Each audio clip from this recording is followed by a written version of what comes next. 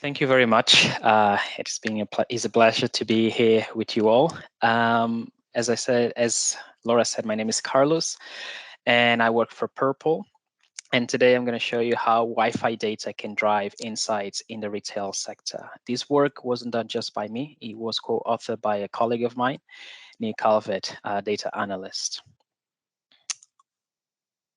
So Purple, the company that I work for, Purple provides a comprehensive indoor location service platform.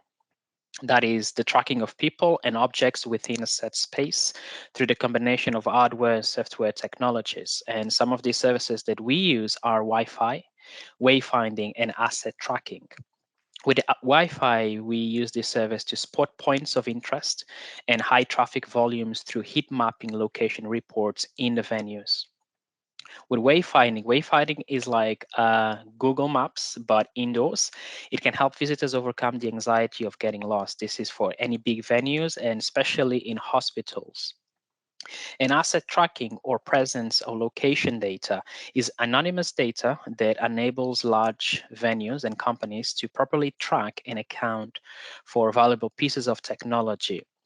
It can be, some people raise controversies against this type of data, but again, it's anonymous and is often used to prevent theft, misplacement, and loss of revenue.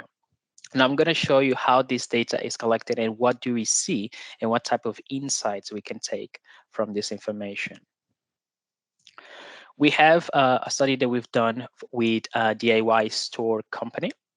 And what you see now is basically the average presence volume per day. So we can see per day how many people were in that venue. You have two lines, converted blue and past orange. Converted basically means that the signal strength, especially from Wi-Fi that we receive, is strong enough for us to conclude that there is a person inside of the venue. A past is probably somebody that's just passed by, and the signal is not strong enough, so we deduce that that person was not in the venue. So we can see throughout, within this range of days, we can see the pattern, how many people come into the venue depending on which day, and that can be very profitable depending on the season of the year, Christmas, summer, depending which venue you were checking, or in the season as well. Now we can use this data to go even in more detail, not just days. So we can also see the hours. We can see to the second, and depending on the strength of the signal. And you can see now, for example, from 7 a.m. to 7 p.m., what time people tend to go more to the venue. And again, with converted and past, we can be able to distinguish in the true people that went into the venue and false. We can use statistic analysis to understand how that can be beneficial for the company. We can take the median in this example, but we can take the average, as I showed before, some count, anything, so that we can understand better how the shop or the venue can deal with those numbers. We use MAC address. And the MAC address basically is just a unique identification that identifies this person in specific. So we are not coming across with multiple numbers for the same person. In this example, we have, for example, a DIY store that has a ground floor and a mezzanine. So we can see how both inside the venue, how both floors are being used throughout the day or throughout the week. And a cool stuff is that we can, with the asset tracking and the Wi-Fi and all of that, we can see the flow of people in the venue. For example, if you have 3 floors, in this case of this DIY store, we had 2 floors, we can see how many people were on the ground floor and moved to the mezzanine floor, and which areas or which sections of the mezzanine and ground floor they went. And that can help massively a venue, as we're going to see. In terms of insights that we can take, as I showed before, in terms of customer behavior, when we see where people go and buy and what they're looking for, we can optimize the store layout, so we can change things around to make it the journey of the customer easier and more satisfying.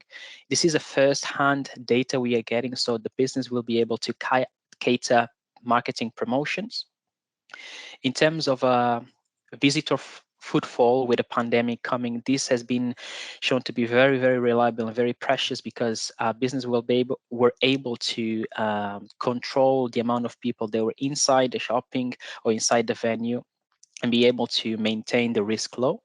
And of course, in terms of employees, helps manage shifts and drive decisions that can save money and time. So if you know ahead of time how many people are in the venue, you can decide how many employees you need on that day. That's it. Any questions? Well done, Charlotte. Carlos, thank you very much for that. Michael, I can see that you've got your hand raised. Hi, yeah, thank you very much for that. I just want to say, do you do any processing of the MAC addresses to cope with things like GDPR legislation, where there have been court rulings where IP addresses specifically have been considered to be PII? Yes, you mean using it for our own study, you mean? Well, it's because the MAC address is it's obviously 24-bit device specific, that it's a unique identifier for that specific device. Yeah. Or this may just be out of your ken, and Yeah. I would say I can get back to you on that. Definitely the information that we hardly use personal identifier information. In terms of the MAC address, when you use it, is for to draw sums and counts normally in a bulk statistics in terms of results, not so much individually. But yeah, if it's something pressing, I can show you send you some information. Okay. No, just curiosity. It's all right. Thank you very much, Carlos. It doesn't look like we've got any other hands raised or any questions coming through the chat. So we're going to move on to our next speaker. So our next speaker is Charlotte Ledoux. She is the co-founder of the startup Valet, which was about a year ago. They are supported by Telecom Paris and Techstars. Valet are developing a collaborative platform dedicated to multi-party AI projects. And today, Charlotte is going to be talking to us about how to maintain utility of data when privacy is required. So Charlotte, whenever you're ready, over to you. Okay, great. Can you hear me well? Yeah. Okay, awesome. Thank you so much for organizing this event. Indeed, maybe to give a little bit of context on who we are at Valet. We are a very young startup. We're based in Paris. We are 4 co-founders. We are combining experience in corporate and startup world. Indeed, today we have 8 partners on a technological side. We also partner with some engineering schools in France to develop some part of our platform. And our vision is to build a platform for collaborative data ecosystem, as we think that data has more value when it's crossed, when it's combined between different sources of data. This is where the companies will get the most value. So the idea is to provide a secure platform to do it. But back to the problem. So why do they need this space to securely share, manipulate data? Several problems for them to overcome when doing collaboration with other teams or companies. There's a complex compliance, especially for data sharing, sensitive data. It is complex due to GDPR, especially. It is long and expensive to set up data pipelines with some partners when there's different sources of data.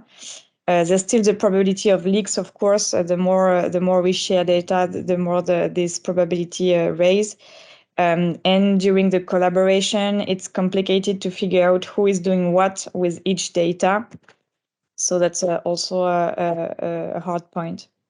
So what we do, we provide this collaborative space to securely share and connect several partners who want to collaborate on a data project together. and then they can value the data on the platform with analytics or machine learning algorithm, for example. So the users in the end are data scientists, data analysts in the different companies. So just quickly, the platform has, like I said, a whole set of tools to ingest, prepare, transform the data, and then realize the project. There's also a governance layer to make sure that every asset that is shared is actually traced, that it can be reused by other members of a shared workspace, for example. And the main point is the security and privacy framework that we offer. Like I said, the privacy is very important. I'll talk to you about it just after. And the security, also each workspace is a secure enclave to make sure that no data will leak. So maybe to give a view of a use case where we could act as the collaborative platform. An e-commerce company has information on its customers, the orders that they have made on the website, and a media company. They know who has clicked on which ads and etc. And so together they could have a common interest in better understanding the customers to improve the experience. So the idea here is so they can both provide first-party data, but of course there's like I said, the difficulty of privacy in this context. So the idea is based on the data sets that will be the result of the crossing of these two data. The idea is to generate synthetic data to avoid this privacy issue, but still the synthetic data needs to be, of course, respect privacy and still be usable for the use case. So this is what we are doing here is first generate the synthetic data. So it needs to fit at best our data distribution that we had in the initial data set. So here we selected 3 models that can fit the data distribution. So here we have a naive Bayes model who are quite good, and the Gaussian mixture, which is a probabilistic model that generates data from a mixture of a finite number of Gaussian distributions. And then the second part, once this is done, is to first evaluate the privacy. So here, most of the customers' personal information were deleted in the synthetic data set, and also to generate like false IDs for this customer. We did a random draw from a database provided online by the INSEE. And the second step was to check the utility of the dataset, so check the concordance between the initial and the generated datasets. We want it to be very similar, of course. And so here we can use 2 measures of the similarity, Jacquard similarity and cosinus similarity. Jacquard is particularly useful when it's asymmetric binary variables. So here, for example, we can say that a high number of orders has a high importance compared to a customer who hasn't done any or a small number of orders, for example. And so in the end, we can choose which synthetic data set is the best suited for our use case. And well, that's it. That's all I wanted to share to you. It's just this idea of synthetic data and the balance that needs to be made between privacy and utility. Be happy to answer a few questions. Thank you very much, Charlotte. We've got hands being raised all over the place. Kieran, did you want to ask a question from the room? Yeah, this is actually my question. Just so I have an idea in my head about the architecture, there's obviously the synthetic data piece of it. So the end user sees the synthetic data. Does the end user ever see any element of the original data, or is it only the synthetic data that they see? Yeah, that's a good point. The idea is that only only one accredited person can see the original data, and then the final users they will just see the synthetic version of the data set. So it's only the first person who will, of course, share the original data. He can see it because he's like an admin or something that is accredited to do it. Thanks. And Charlotte, did you have a question? Sorry, Elena. Hi, yeah, I actually had exactly the same question as Kieran. So instead, I'm just going to say thank you for the presentation. And I'm also heading to Paris tonight for the TechStart event tomorrow. So I hope to see you there, Charlotte. Oh, really nice. Awesome.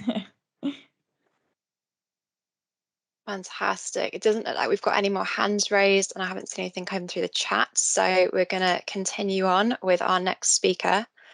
So our next speaker is my pleasure to welcome Girish Ayawadi, who's the recipient of the Dr. A.M. Award for the Best Research Paper by the Indian Society for the Probability and Statistics 2022. He's working at the Central University of Rajasthan, so joining us today from India, and he's going to be talking to us about the composite log normal T regression models with varying threshold and its insurance applications. So over to you when you are ready. Thank you so much, ma'am. Thank you. At the outside, I would like to thank RSS and YSS Leeds Bradford local group for providing me an opportunity to showcase my work here. Today, my topic of presentation is log normality regression model in composite setup with varying threshold. So this is the outline. I will start with the need of composite model, and I will end with some real data application. So to show the importance of or the need of composite model, what do you mean by regression model? So here there are some characteristics of insurance data set. Firstly, they are positively skewed, they are hump-shaped, they are unimodal. So to model such type of data, a single probabilistic model will not be useful. As you can see in front of you, I have fitted a log normal distribution to a celebrated Danish Fire insurance data set. One can easily see that the log normal distribution is giving good fit for the head part of the data, but log normal is fades away to zero more quickly for the extreme part. Hence, log normal is not giving adequate fit to the right hand side. Similar way, I have fitted a Pareto density for a Danish Fire insurance data set. One can easily see that the Pareto is giving good fit for the tail part, but it is not giving a good fit for the head part of the distribution. So the idea behind a composite model is that to join these two distribution at a particular point called as threshold or concatenate point. And once we do that, the resultant density will look like a Pareto. The resultant density will look like a log normal density, but it has tail somewhat heavier than the log normal, so that we can adequately fit the density to the extreme or heavy tail data also. So this is the whole idea behind a composite model. One more technique to generate composite model is that we have to fit first part of the density to the estimated mode of the data. And after that, we are going to fit another density. The reason behind doing is that, as we know, from the mode, the data is more balanced in both sides of the mode. Hence, this is the another method. And I am going with this method to generate a new composite model. As one can see, equation number 1 is the probability density function of a composite model developed using mode matching technique, where xm is the threshold point from where the two non-overlapping density separates, and r is the mixing weight associated with the head part. F1 star and F2 star are the two adequate truncated at xm. These composite model in general are not continuous as well as differentiable. So to make them continuous as well as differentiable, the condition 2 and condition 3 are imposed to make them continuous as well as differentiable. Using some continuity condition and some simple algebra, we can get the value of R very easily. And once we match the mode of two density we will get rid of the differentiability condition. As we know, the derivative of the density at the mode is 0. Hence, differentiability condition is also get satisfied. So to show the effectiveness of our model and be specific with the methodology, I am going to propose a log normal generalized log model regression model, where log normal distribution is used for the head part and the generalized log model distribution for the tail part of our proposed model. We employ some available covariate information in the scale parameter of the second density. As you can see, equation number 4 is the probability density function of a log normal G-log model. The YMO is nothing but the mode of the generalized log model distribution, which separate these two densities. First is the truncated log normal, and the second one is the truncated G-log model. And we are employing available covariates into the beta, and beta is the scale parameter of a G-log model distribution using an exponential link function. The reason behind doing is that the beta is a non-negative support parameter. So to retrain the positive support of that parameter, we use exponential link function. Equation number 6 is the value of R, as we applying continuity condition to get rid of the non-continuity density. Equation number 7 and 8, these are most important equations. As one can see, equation number 7 gives the analytical expressions for the mode of log normal as well as the G log model density. And once we equate, we get a reduction in the parameter. As we can see in equation number 8, the mu can be written in the form of other remaining parameter, so which reduces the burden on the computational procedure. Once we give sigma, beta, and alpha, a mu can automatically be estimated. One interesting thing I want to mention here is that in equation number 7, the mode of the G-log model contains the beta, and beta is here covariate dependent. And this YMO G-log model is the threshold from where these two non-overlapping density separates. Hence, by doing this, what we are achieving? We are achieving the varying mode, the varying threshold, because every individual of a policy, every individual policy holder in a portfolio has some special characteristics of inherent characteristics. Hence, applying a unique threshold for entire policy holder in a portfolio, which is quite some unrealistic. Hence, what we achieve is that every policyholder has to decide his or her own threshold based on his or her own heterogeneity. So by introducing covariates, we are achieving the heterogeneity problem also. Equation number 9 is somewhat the maximum likelihood estimation procedure, and this is the challenge for us, because the density is not existed in a regular density that we encountered. But we took this challenge and we developed an efficient algorithm for the computation of maximum likelihood estimation, which consists a 9-step, and we use Optim as a general purpose optimizer to maximize the likelihood with respect to the parameters.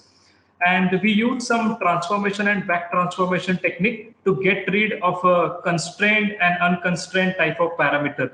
Firstly, we fitted unconstrained parameter, and then by using some back transformation, we get the original parameter as required by the model. This is a real data application. We are very much thankful for an major insurance company operating in Greece who provided the data set for our study, which constitutes 7263 complete records for the 8 years. The bodily injury claim is nothing but a response variable, and there are several covariates which are available with this bodily injury claim amount. As one can see, the data is positively skewed, and there are some extreme observation, heavy tail observation present into the data set. And these are the observation where the insurance company is very much interested. These are the area of interest for the actuaries. These are the some summary of explanatory and categorical variables. Now, how do the covariates impact severity distribution? Here I have fitted a empirical density for the various categorical explanatory variables, and one can easily say that the covariates are now affecting the modal part of the density as well as the right hand tail part of the density.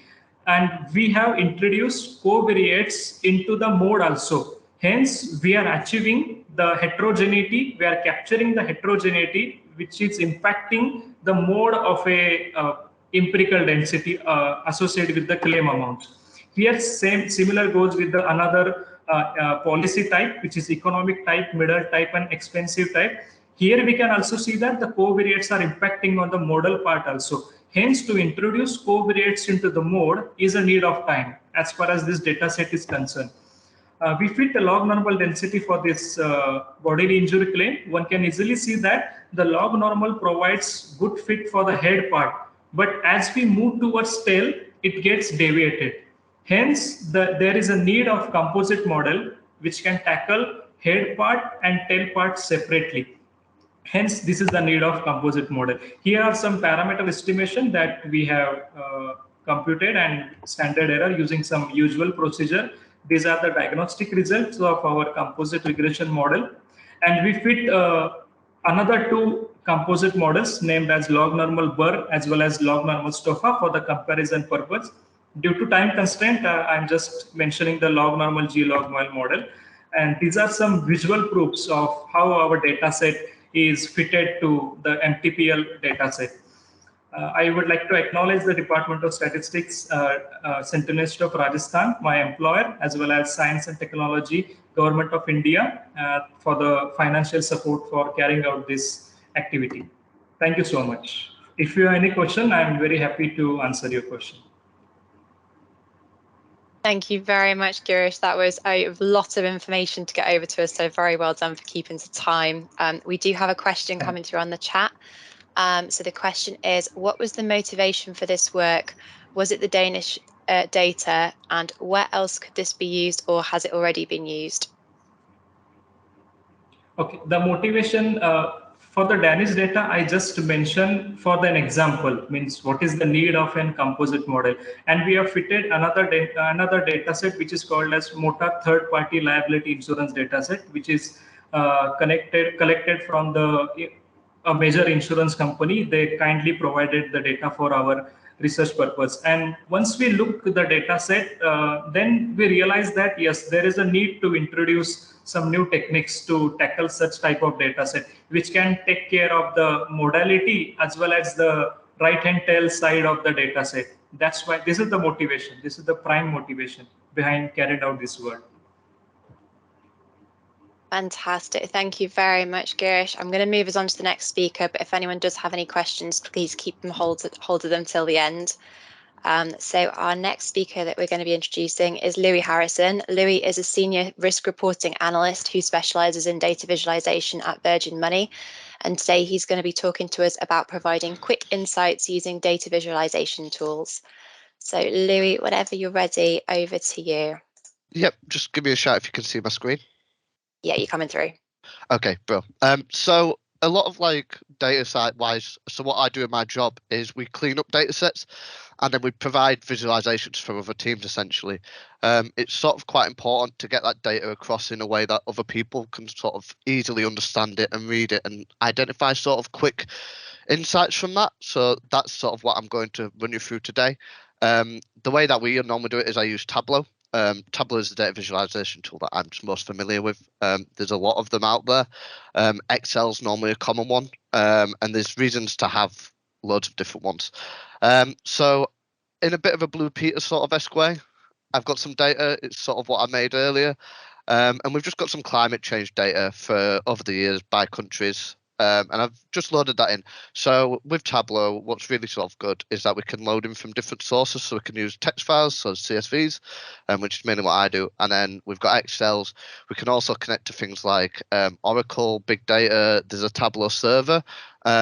This is public data that I've used. And there's kind of a lot of that out there that people use. And there's an entire Tableau public sort of library you can go through and have a look at. I'm hoping Laura's got that link. So kind of what we've done here is we've just quickly created sort of a graph and a table. It's quite easy to sort of read, easy to pick out. I'm aware there's a lot of colours on there. That's just because we've got lots of countries in there. If we didn't want the countries on there, we could sort of just have an overall view. And then what's sort of really powerful about Tableau is it allows some sort of kind of functionality for the user. So instead of having to go sort of find graphs and flick through loads of sheets in, say, an Excel, is that we can all stick this basically on one page. So as we can sort of see down here, so we're currently looking at the CO2 emissions per year, but we can look at our population volumes, urban population, so we've got population annual growth, and it's just nice and easy to sort of flip through that. And it's really sort of clean and simple. The table's there mainly to sort of just give the exact numbers. It's quite easy to sort of notice a trend, say, for example, this Germany drop, but the table just allows us to sort of look at those numbers a bit easier, a bit quicker, and we can kind of identify that as we go. So in terms of how it actually works, a lot of it's quite sort of intuitive to do. So it's essentially built on pivot tables. So it's a lot of drag and dropping in Tableau, but because of how quick it is, when we import our data, it's really sort of quick and easy to create. So for example, if I just wanted to look at the CO2 emissions, then I can just drag that on and it does that nice and quickly. Then this is just because we've done the data, we've sort of made our data work for us. So again, it's just dragging on. All I've done is create one where we can actually flip between, and that's why we get sort of the power of this is just all of these variables sort of just created together, and that's literally just done. So if anyone's sort of done SQL, SAS, anything like that, then it's just if and then statements. Sort of nice and quick and easy, really easy to sort of utilize, but it provides, like I said, that clean sort of view that we're looking for.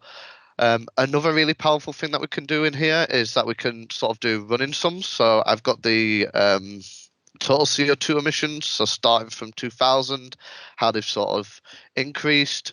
We've got other functions that we can do in Tableau. For example, we've got loads. So you've got covariance, you've got variance, you've got sort of standard deviations in here. There's a lot of sort of things we can do in here that are nice and quick to do and utilize. We can also do so we do in my line of work, we do like 3-month rolling averages, 12-month rolling averages when we're looking at things like that. And again, that's just allowing us to sort of provide that another insight where for some people, they don't need to sort of see that underlying data. What they want to see is a line or a table and sort of see how those trends go. So that's just sort of how quick and easy it is to kind of create metrics and then which is what all measures and then sort of put them into the graphs. Again, really sort of useful. And the table's pretty much the same way. So we've just dragged our year on and then we've just applied our metric. Instead, it's just text. You'll notice on the side there, so we've got a country name filter. I have taken some out just so the data looks a bit nicer. But we can filter down by all of this. We can select multiple at once. You could just select one if you wanted. You could select all of them. And again, that's sort of, it's got that power to kind of be able to flick between those. Something else that's really sort of useful with this is we can apply more than one filter on a graph at the same time. So you could, if you had all the data, you could actually drill down really, really finely into sort of looking at loads of different data. And that's really powerful when we want to pick out, say, specific like themes within our data. It's really easy for them to sort of go down, the end user to go down, sort of pick out data and have a look at it. You'll also notice we've got the average line graph on here. So that's something that's actually calculated for in Tableau itself, and it just sort of does it in the background. So you'll see that that average line actually changes as I flick between each metric.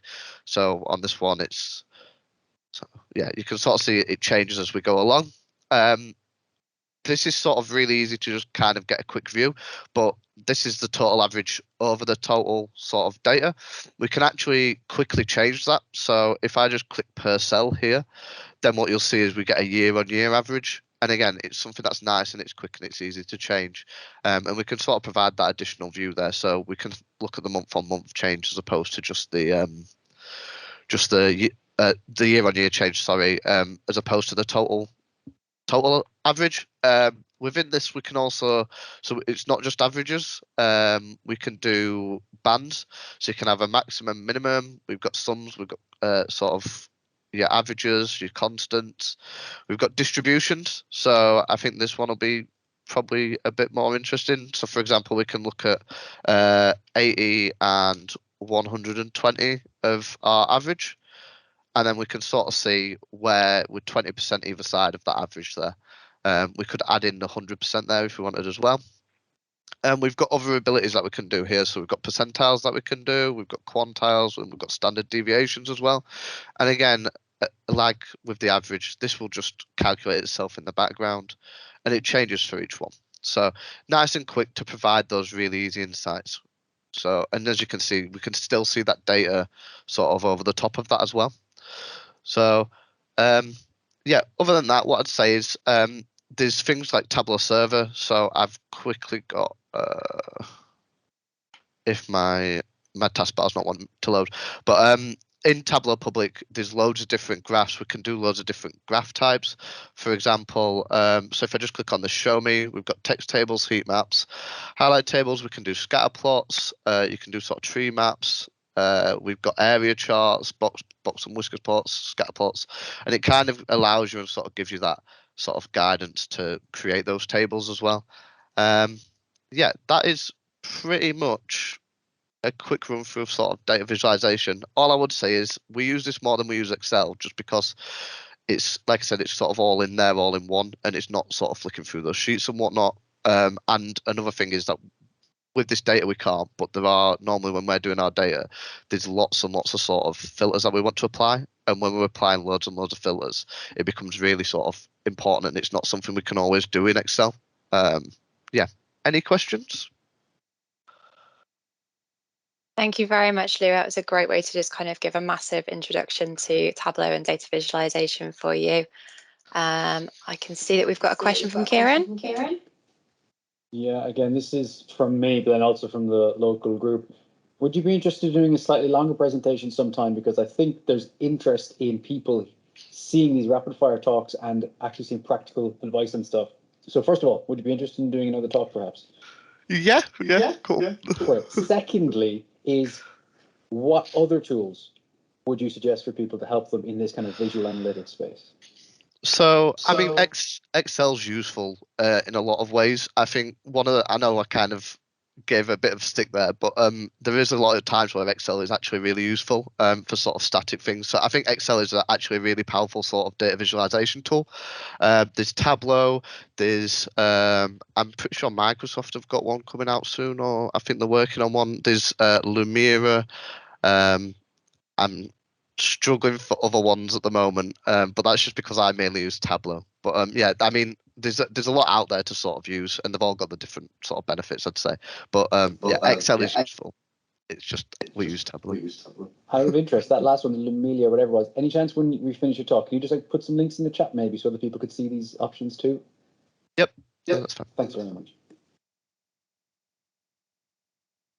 Thank you very much. Louis, I've put your links that you sent me already in the chat, but if you're happy to add those other ones in there, I think you should have access. It doesn't look like we've got any other questions coming through at the moment. So again, I'm going to move us on to our next speaker. So our next speaker is Elena Manley. So she is the co-founder of Metaspace, which is a B2B tech solution for the workplace misconduct reporting and resolution focused on gender equality and inclusion. So Elena is passionate about data science, and she firmly believes that machine learning applications can have broader positive repercussions on the gender equality and women's roles in our societies. So today, Elena is going to be talking to us about the numbers behind the impact of sexual harassment at work. So Eleanor, whenever you're ready, I'll hand over to you. Perfect. Can everyone see my screen, I hope? Yeah. Perfect. So yeah, my presentation is slightly less statistic heavy than the ones that I've previously seen, but if you're interested in learning a bit more about my work with NLP, I can of course run you through that, or even do a podcast on it, for example. So really briefly, before I get started, I just wanted to explain why I'm so passionate about this subject. So I co-founded Metaspace with my closest friend because we were first-hand witness to sexual harassment that affected half the women around us, and we weren't able to do anything to stop it. So obviously, as a data scientist, I started doing a lot of research and collect as much data as possible. And that's when we really realized that sexual harassment was a huge issue within companies today, and it had loads and loads of hidden costs. So I'm going to run you through some of those. So firstly, 60% of women and 30% of men in Europe experience sexual harassment, which is far higher than people think. And unfortunately, though, 99.8% of individuals don't report it. So moving on a little bit more, I hope that what you can take away from this presentation is that there are 3 broad themes about what's affecting sexual harassment, and that's ethically, financially for companies, and legally for companies today. So ethically, women are more likely to resign than to report sexual harassment, which means that there's a huge amount of talent being lost by companies due to hidden cases of sexual harassment. Secondly, companies in the top quintiles, these are like big Fortune 500 companies, for example, lose a lot of money when sexual harassment occurs. It's estimated between 0.8 to 1.4 billion dollars a year. This is not data that I collected myself, but from a huge Deloitte study in 2019. And lastly, today, legally, companies are obliged to set up reporting channels under the EU Whistleblowing Directive, but unfortunately, many companies are not yet compliant with this initiative. So what I wanted to speak to you today more specifically was about the effect of sexual harassment on individuals in the workplace. So what we see from our own studies is that 36% of people who experience sexual harassment said that they had trouble concentrating at work. 32% of those also said that they don't believe that they performed to the best of their ability in their work after the sexual harassment occurred, and also 17% made excuses to show up, and this was shown from company data on absenteeism. So obviously, if people aren't showing up to work, this also has a big effect on productivity and the financial bottom line of companies. I also want to touch upon how ethnicity impacts retaliation. So retaliation is a really important subject when it comes to reporting sexual harassment. And this study is based on US research, which is obviously different from European statistics that we might hand. But nonetheless, unfortunately, in Europe today, there hasn't actually been a study on this yet, which I hope to see in the next coming years. But what this study did find is that people who experience sexual harassment and report it actually do experience retaliation. You can see from these numbers that it's all around 70%. But there were some clear lines that, for example, Black women were far more likely to experience retaliation than white men and women were. But white men and white women were more likely to lose their jobs as a form of retaliation when it came to reporting sexual harassment. So all in all, that's why I'm a strong believer that we need to have better reporting systems and better resolution centers. So that's why I created Metaspace. You can see that's myself. So I'm more into the data science development and sales. And then my co-founder, Helena's background is in cybersecurity and compliance, whilst Nora is our software developer. And all in all, we want to make companies leaders in gender equality, anti-harassment, and radical transparency. And we do this through 3 main solutions. So a reporting application for anonymous submissions. This includes all things from sexual harassment to bullying to even fraud and bribery. The reason why we expanded our solutions because companies actually have so many problems. We then also realized that companies had no idea how to resolve cases. So that's when we came up with our second solution, which was the Case Resolution Center, where we guide companies through the resolution process. And lastly, this is what I'm most passionate about, is harassment prevention. So an NLP algorithm, natural language processing, is how a computer understands text. So how we can actually detect written harassment in internal corporate communications. So the last one's still in R&D, and that's what I'm working on. If you're also passionate about gender equality, and especially women in STEM experience a huge amount of sexual harassment, and you want to get involved with my work, we have a publication where we welcome guest writers. You can also introduce us to your companies and support us online, of course. If you have any questions about more stats about sexual harassment or our solutions, please let me know. Thank you very much, Elena. I can't actually see any questions at the moment, so feel free to raise your hand if you do have any. One from myself, I'm very interested in the idea of natural language processing, particularly within the internal emails. I suppose at what point does that almost become an infringement on people's privacy at work? I guess it'd be good to get your thoughts on that one.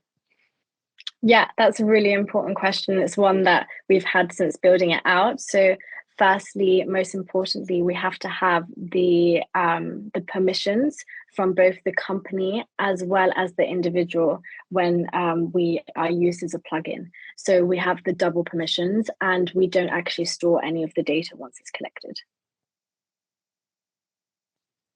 Thank you very much. I can't see any other questions coming through, so if you do think of any, do save them for the end. So we're going to move on to our final speaker. So our last speaker today is Michael Bond. So Michael is the technical director at Iris and describes himself as a software developer who started doing statistics. In the last year, Michael's become a chartered statistician. So today he's going to be talking to us about an introduction to statistics in risk management. So Michael, whenever you're ready, I'll hand.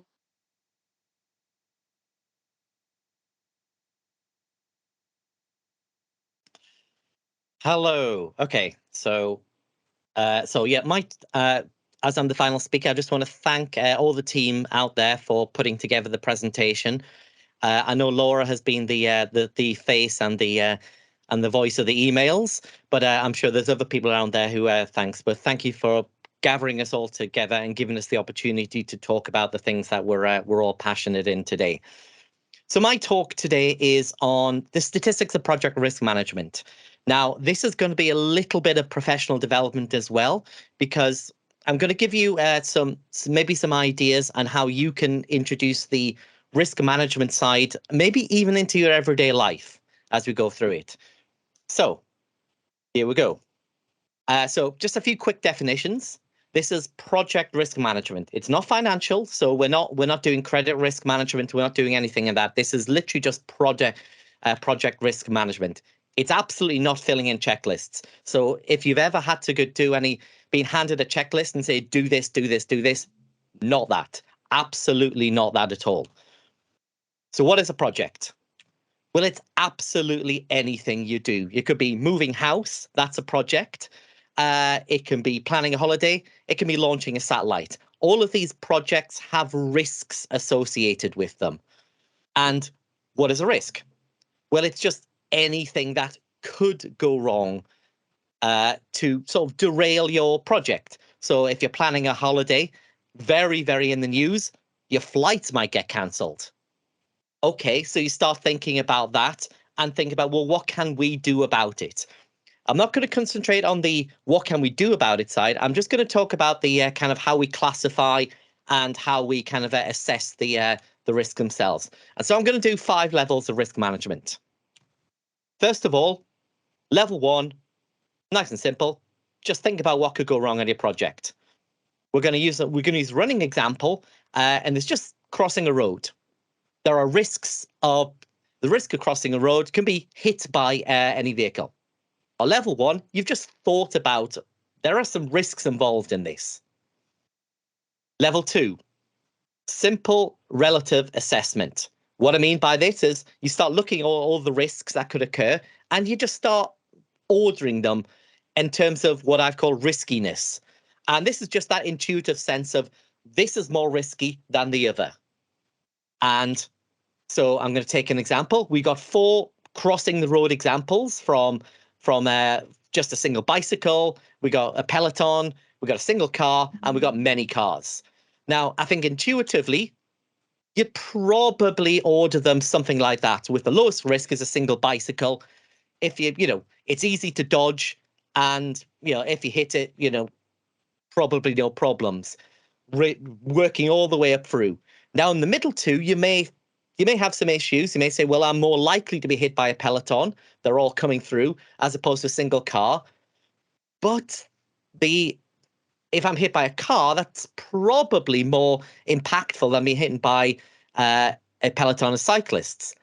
And so then that brings you up into our level 3. Now, if you have got to level 3, you are pretty much S tier risk managers. Most people will never even get to this level.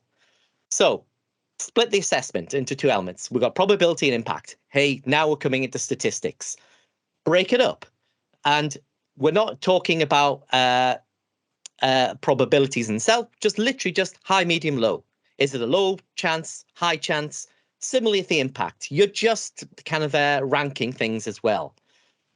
And if you want to go fancy, you can break up your impact as well and say, well, okay, well, it could be things like cost. It could be the time, the cost of if I'm hit. It could be the time off work.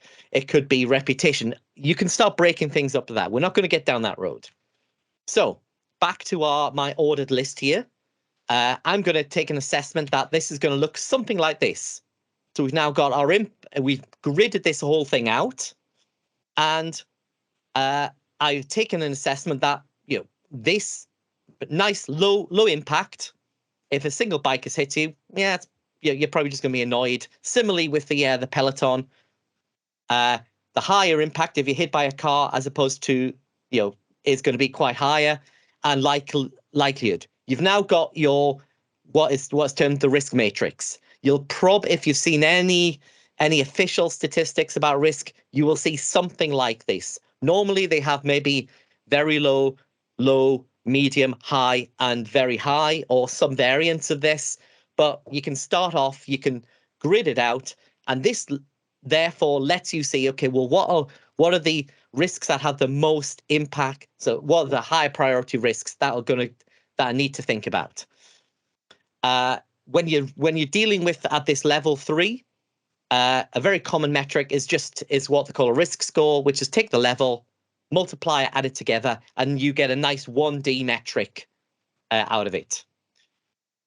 So level 3, if you're doing that, you're brilliant.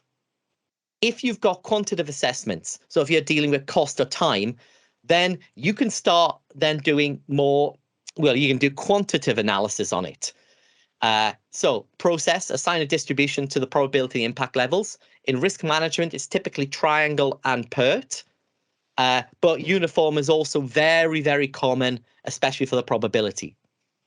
At this level, your output statistics, just expected value. So go back to your pretty much your standard stats, do your probability mean times the impact mean, and that gives you an expected value result out from the of your specific risk.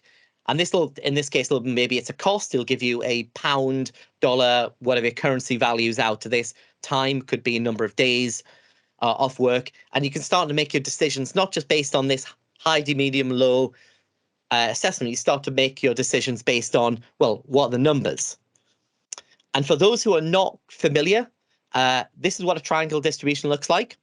It's just, and this is a PERT. The PERT itself is just a modified beta distribution, and the triangle is just handy because it's a nice. The triangle can be kind of a nice approximation. That's the word I'm looking for, to the beta distribution, and it's just a lot easier to calculate by hand if you're working through it. Level 5, most people won't get anywhere near this. Monte Carlo simulation.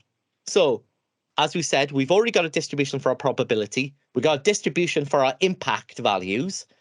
So we can start pulling this at the level 4, we get a single value out, expected value.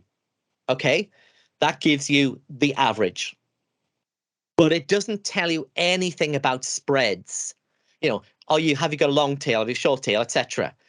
Using the Monte Carlo simulation, where we'd simulate many, many iterations and start aggregating the data that we have in here, then we can generate data that are coming out of this like we have here. So we can start to have a degree of confidence of, okay, based on the risks in my project, I'm in this chart, I'm 80% confident that we're dealing with, in this case, the risks will only cost us $12 million. So therefore, we're looking at a sort of 20% chance that things might go over. If you want to be absolute, you could say maybe about 95%. We're looking at a $16 million, and it helps you. You can then budget for the things that are going wrong, in terms of your project as well. I don't expect anyone when they're planning the holiday is going to go down to Monte Carlo simulation. But hey, you will start to get a lovely curves, and then you can make decisions based on those curves that are probably better than you would do anyway. So that's a quick fire race through the project risk management. I've not covered the statistics of the mitigation. So how do you reduce the probability? How do you reduce the impact? And what you do when a risk becomes an issue.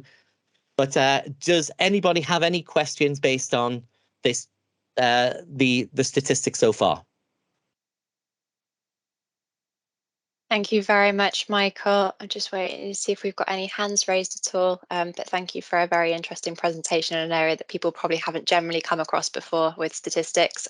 Kieran, I can see you've got your hand raised. Yeah, I'm terrible for asking too many questions.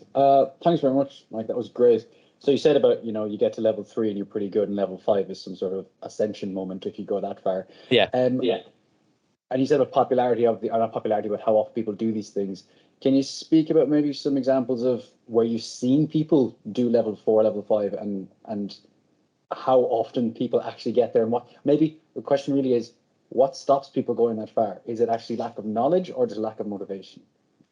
So the usual things when people take into those higher quantitative assessments, there's one that's just experience. People are not so experienced in putting numbers into it. It's also just money within the organization. If you've got more to lose, so if you've got a multi-billion-dollar satellite project, you've got more to lose. So you're going to put more effort into doing this more sophisticated analysis than, say, just ranking stuff and go, rocket might blow up. Yeah. So it tends to be more on the need and the project itself than any particular reason.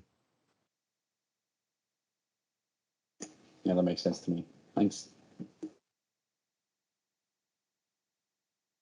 Just a more general question from me, Michael. Could you give us an overview of some of the sort of sectors that you tend to find are using this most frequently? So the big hitters for using this kind of risk management and risk management, the analysis we took, and it is back to the previously, are aerospace. Because they have so much to lose, they invest a lot of time and effort into that. Now, anyone who is doing anything in business should be doing risk management. And, because they don't often, just because it's too difficult, go for the lower levels, just assess, just think about what goes wrong. And immediately you can, if things do happen in your business, you're prepared. But yeah, a sector. So aerospace is a big one. Construction, yet again, they've got a lot to lose. So therefore, they do tend to invest a lot of time and effort in trying to assess the risks, and a lot of time and effort in trying to mitigate those risks as well. But you will see it's a lot coming out of governments, maybe just because they've been told to do risk management. Whether they are particularly involved in the whole process, that's a different matter altogether. A lot of those will go through the processes, and they will they will do the risk management just because it's something that are being told from on high. Sadly, that is often the case. Thank you very much, Michael. I'm going to open the floor back up to sort of any questions for anyone now, because I think we've come to the end of one specifically for Michael. We did have one in the chat for Eleanor. I think you have answered it in the chat, but just for anyone who hasn't read it. So the question was, statistics tell stories. Have you had feedback about the consequences of Metaspace's work from those that submitted the information? So Eleanor, I don't know if you'd like to expand on the answer that you popped in the chat for us. Yeah, for sure. So it's really hard to collect data on the impact that we make, specifically because it's a sort of double-edged sword where one says, it's a good thing that you're receiving more reports with our subject, with our solution, in the sense where, is there more sexual harassment? Really, it's just sexual harassment is hidden. As I said at the beginning of the presentation, 99.8% don't report it. And so it's actually a good thing when we receive more reports. Nonetheless, we're trying to expand like the collection of data when it comes to how the impact of or how our solution impacts companies. So to look far beyond it in terms of productivity as well as prevention. And that's really where the NLP comes in, and my work more specifically around the detection of written harassment in text, which kind of going back to Charlotte's initial presentation first about the collection of data and the use of data, it's been really important for us, the correct labeling of data of whether or not it is harassment. So I'd be super happy to explain to anyone who would listen or would be interested in hearing more about the labeling of sexual harassment data. Thank you. So I'll finally open up if anyone else has any questions for any of our speakers.